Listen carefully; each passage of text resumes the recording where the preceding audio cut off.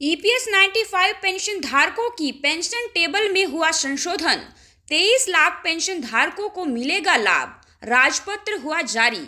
दोस्तों नमस्कार, स्वागत करते हैं आपका एक बार फिर से हमारे यूट्यूब चैनल पर। दोस्तों, भारत सरकार ने कर्मचारी पेंशन योजना ईपीएस 95 में संशोधन किया है। अब इसका नाम कर्मचारी पेंशन योजना 2024 होगा।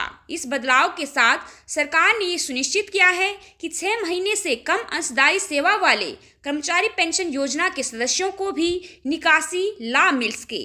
इस संशोधन से प्रत्येक वर्ष कर्मचारी पेंशन योजना के 7 लाख से अधिक ऐसे सदस्यों को लाभ प्राप्त होगा जो कि 6 महीने से कम अंशदायी सेवा के बाद योजना छोड़ देते हैं। तो दोस्तों, क्या क्या संशोधन किए गए हैं वीडियो में जानेंगे विस्तार से। तो अगर आप भी ईपीएस 95 पेंशन धारक हैं तो वीडियो को अंत तक जरूर देखें। साथ ही दोस्तों के साथ भी वीडियो जरूर शेयर करें ताकि ये जानकारी उनको भी प्राप्त हो सके। तो चलिए दोस्तों, आपका ज़्यादा समय न लेते हुए बढ़ते हैं आज की हमारी वीडियो की तरफ। दोस्तों, केंद्र सरकार ने तालिका डी को संशोधित किया है और ये सुनिश्चित किया है कि सदस्यों को आनुपातिक निकासी लाभ देने के लिए सेवा के प्रत्येक पूरे महीने को ध्यान में रखा जाए। निकासी लाभ की राशि अब सदस्य द्वारा दी गई सेवा के पूरे महीनों की संख्या और उस वेतन पर निर्भर करेगी जिस पर कर्मचारी पेंशन योजना का अंशदान प्राप्त हुआ था। भारत सरकार के श्रम और रोजगार मंत्रालय ने ईपीएस 95 के तहत टेबल डी में संशोधन किया है जो कि योजना के पैरा 14 के तहत निकासी लाभ की गणना के लिए उपयोग किया जाता है। तो कौन कौन से संशोधन किए गए हैं चलिए जानते हैं दोस्तों। पहला संशोधन है कि सेवा के वर्षों के बजाय सेवा के पूर्ण महीनों को आधार बनाना। पहले जहां सेवा के वर्षों को गणना का आधार माना जाता था, अब से पेंशन के लिए पात्र नहीं होने वाले मामलों में सेवा के पूर्ण महीने को निकासी लाभ की गणना के लिए आधार माना जाएगा। दूसरा ये है दोस्तों कि अधिसूचना की तारीख के बाद सभी मामलों पर ये लागू होगा। संशोधन टेबल डी योजना के पैरा 6A के अनुसार सेवा छोड़ने की तारीख के बावजूद अधिसूचना की तारीख के बाद निपटाए गए सभी निकासी लाभ मामलों पर लागू होगी।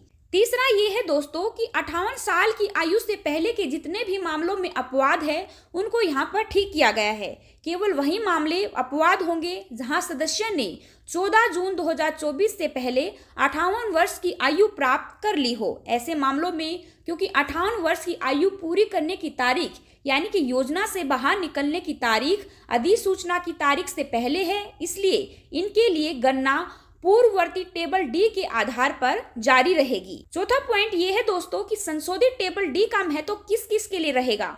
तो संशोधित टेबल डी के उपयोग से उन सदस्यों को लाभ होगा जिनकी सेवा अवधि कम है लेकिन उन्होंने नियमित रूप से योगदान दिया है। ये सुनिश्चित करेगा कि उन्हें उनके योगदान के आधार पर उचित निकासी लाभ मिले। 5वें पॉइंट में ये बताया गया है दोस्तों कि इस संशोधन का उद्देश्य उन सदस्यों के हितों की रक्षा करना है जो कि अल्पकालिक सेवा के बाद भी योजना में योगदान देते रहे हैं। इससे उनके भविष्य के वित्तीय सुरक्षा में उनको मदद मिलेगी।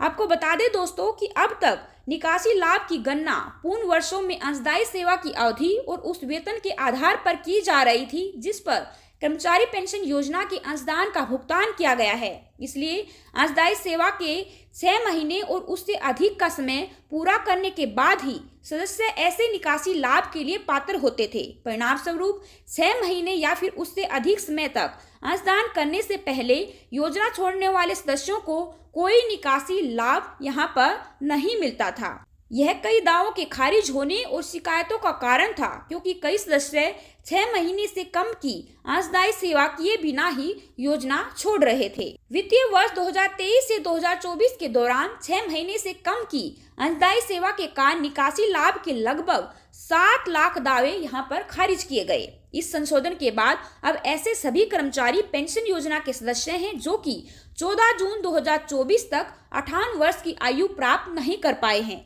वे निकासी लाभ के पात्र होंगे। इससे पहले तालिका डी के अंतर्गत गणना में प्रत्येक पूर्ण वर्ष के बाद 6 महीने से कम समय के लिए की गई सेवा की अवधि को नजरअंदाज किया गया था। इसके परिणामस्वरूप कई मामलों में निकासी लाभ की कम राशि प्राप्त हुई।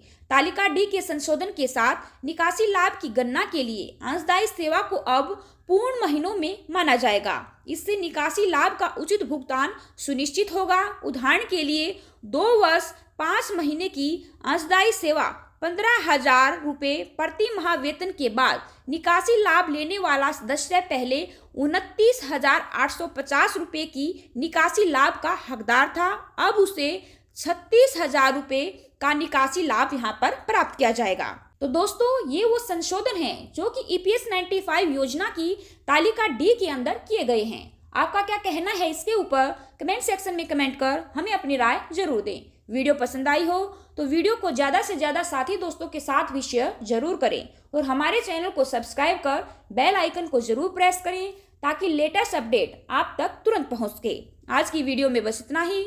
जल्द ही हाजिर होंगे एक नई वीडियो के साथ। तब तक के लिए बने रहे हमारे साथ। धन्यवाद। जय हिंद, जय भारत।